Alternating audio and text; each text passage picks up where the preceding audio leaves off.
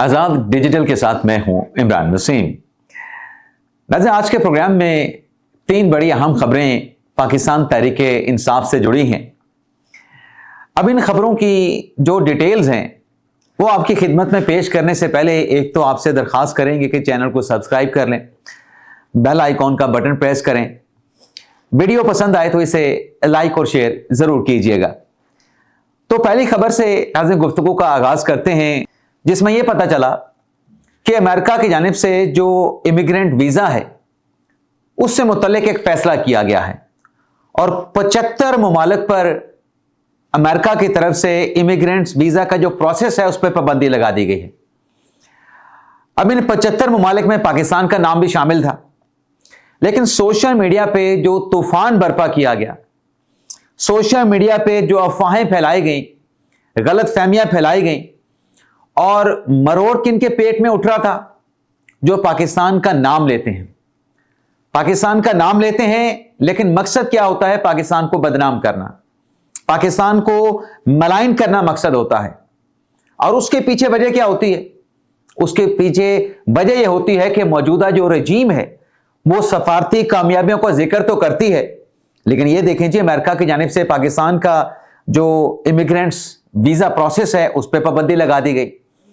हालांकि हकीकत यह है कि जो अमेरिका की तरफ से जो फैसला लिया गया है इमिग्रेंट वीज़ा से मुतल्लिक, उसमें ना तो सियाहती वीज़ा उसमें शामिल है, ना उसमें एजुकेशनल वीज़ा शामिल है, ना उसमें बिजनेस यानी कारोबारी वीज़ा शामिल है।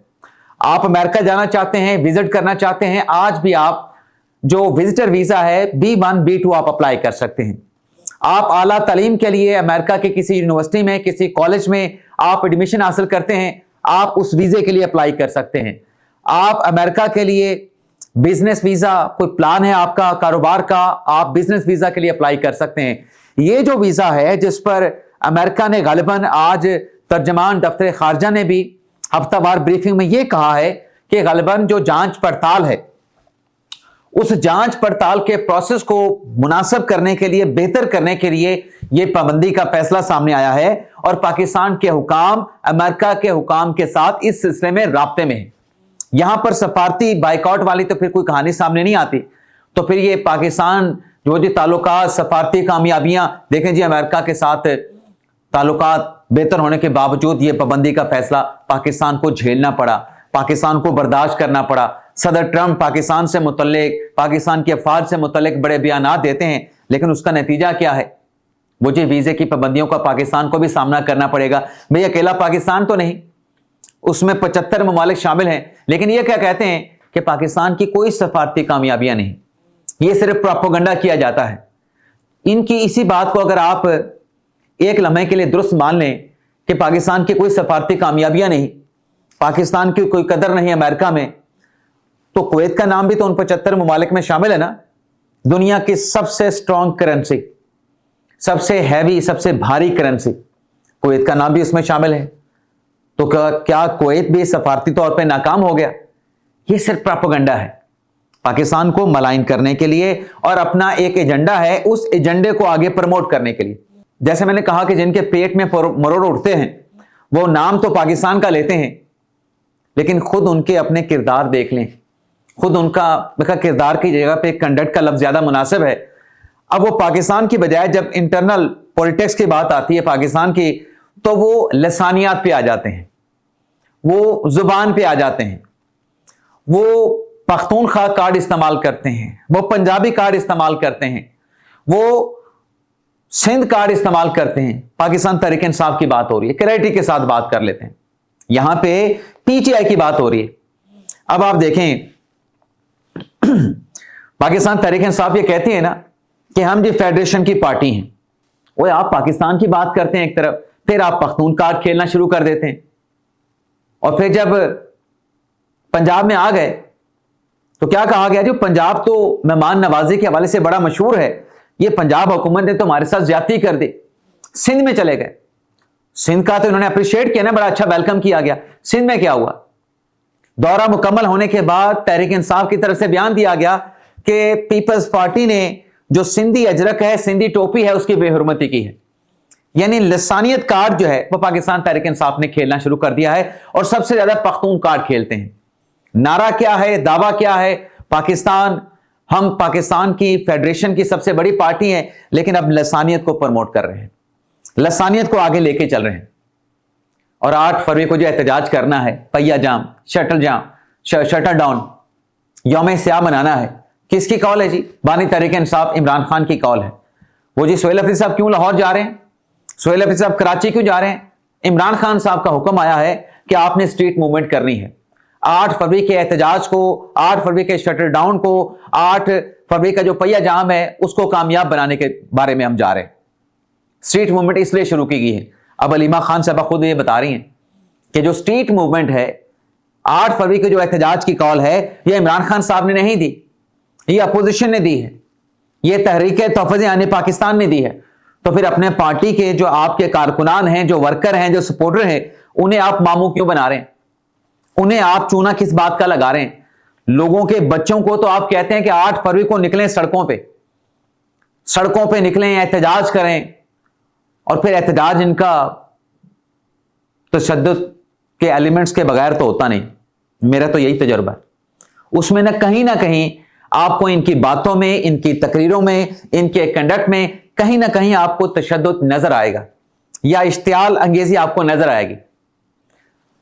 چلیں، آپ لوگوں کے بچوں کو نکالنا چاہتے ہیں، عمران خان صاحب کے بیٹے کیوں نہیں آتے؟ عمران خان صاحب کے بیٹے قاسم سلمان، جن کو جانے سے کہا گیا کہ ہم نے پاکستان کا ویزا اپلائی کر دیا ہے، ہم پاکستان جائیں گے، کیوں نہیں آتے پاکستان؟ دبئی تک تو آ جاتے ہیں، متحدہ عرب امارات آ جاتے ہیں چھٹیاں گزارنے کے لیے وزٹ پہ، پاکستان کیوں نہیں آتے؟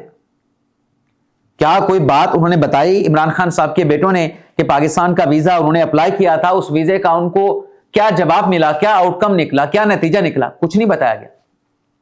لیکن دبئی وہ پہنچے، اور ان کی باتوں سے لگتا ہے، ان کے دبئی آنے سے لگتا ہے کہ انہیں شاید اپنے والد صاحب کی اتنی فکر نہیں، جو چند ایک سٹیٹمنٹ دلوائے جاتے ہیں وہ صرف میڈیا کی کنزمپشن کے لیے، ورنہ کتنا مشکل ہے پاکستان کا ویزا حاصل کرنا، کوئی مشکل کام نہیں۔ اور وہ تو سابق وزیر اعظم کے بیٹے ہیں۔ تو یہ ان کا اوور آل کنڈکٹ ہے۔ اور یہ 3 خبریں جو میں نے آپ کے ساتھ شیئر کی، اس سے ہٹ کے ایک اور خبر بھی ہے، جس میں کیا کہا گیا؟ جس میں کہا گیا ٹانگیں توڑ دی جائیں گی، میری طرف آنکھیں، مطلب مجھے گھورو مت، آنکھیں نکال کے مجھے اس طرح سے دیکھو مت، جہاں سے آئے ہو وہاں پہ واپس بھجوا دیا جائے گا۔ ایمان زینب مزاری، علی ہادی چٹھا کے خلاف جو مقدمہ ہے NCCI کا کہ ریاست کے خلاف متنازع اشتعال انگیز ٹویٹس کیے گئے، ریاستی اداروں کو ملائن کیا گیا، آج اس کیس کی جب پہلی سماعت ہوئی، پہلے فیس میں نہ علی ہادی چٹھا پیش ہوئے، نہ ایمان زینب مزاری پیش ہوئی۔ عدالت کی طرف سے 12 بجے کا وقت دیا گیا کہ دونوں پیش ہو جائیں، ادروائز ان کی جو جرا کا جو رائٹ ہے اس کو ختم کر دیا جائے گا۔